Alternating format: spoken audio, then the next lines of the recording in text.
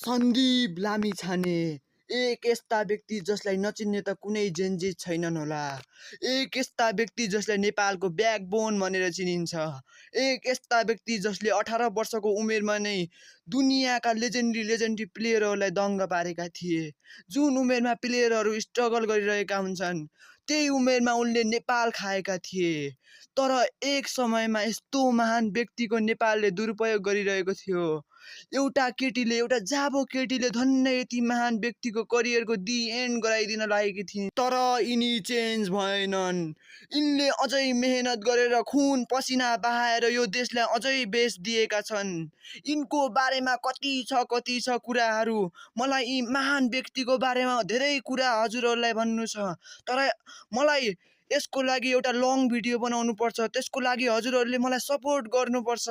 मैले यो च्यानलमा 4वटा भिडियो हालिसकेँ तर मलाई कसैले सपोर्ट देखाउनु भएको छैन। प्लिज मलाई सपोर्ट देखाउनुहोस्, लाइक गर्नुहोस्, सेयर गर्नुहोस्, सब्सक्राइब गर्नुहोस्, कमेन्टमा यो भिडियो कस्तो लाग्यो त्यो भन्नुहोस्। मैले आफ्नो भिडियो अझै कसरी राम्रो बनाउन सक्छु त्यो पनि मलाई सल्लाह दिनुहोस्। लाइक र सेयर गर्न नबिर्सिनुहोस् प्लिज प्लिज प्लिज।